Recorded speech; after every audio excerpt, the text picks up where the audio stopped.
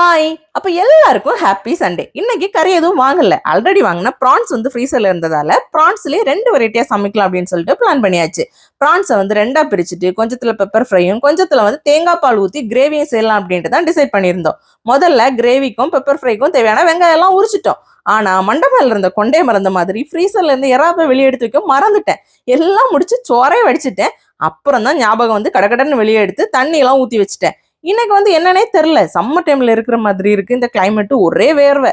ஃபேனை போட்டுட்டு தான் வேலையே பாக்குற மாதிரி இருந்துச்சு. நல்ல வெயில் போட்டுதேன்னுட்டு மெஷின்ல துணி எல்லாம் போட்டு விட்டாச்சு.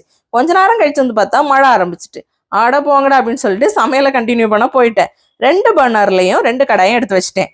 ஃபர்ஸ்ட் பெப்பர் ஃப்ரைக்கு காஸ்ட் அயனும், அப்புறம் கிரேவிக்கு ஸ்டெயின்லெஸ் ஸ்டீலும் கரெக்டா இருக்கும். சேட்டன் இன்னைக்கு நிறைய ஹெல்ப்லாம் பண்ணி கொடுத்தாங்க.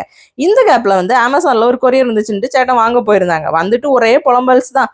அடே, ஒரு கவர் கூட போடாம ஏனோ தானோ அப்படின்னு சொல்லிட்டு இந்த பேக்கேஜ் அனுப்பியிருக்காங்க அப்படின்ட்டு. அவங்களுக்கு என்ன பிரச்சனையோ தெரியல. அப்படி சூப்பரா எறா தேங்காய் பால் கறியும் எறா மிளகு வறுவலும் ரெடி ஆயிட்டு சூப்பரா இன்னைக்கு லஞ்சும் சாப்பிட்டு முடிச்சாச்சு. உங்க வீட்டுல என்ன லஞ்ச் அப்படின்றத மறக்காம கமெண்ட்ல சொல்லுங்க. அப்ப ஹாப்பியா சமைச்சு குஷியா சாப்பிடுங்க. பை.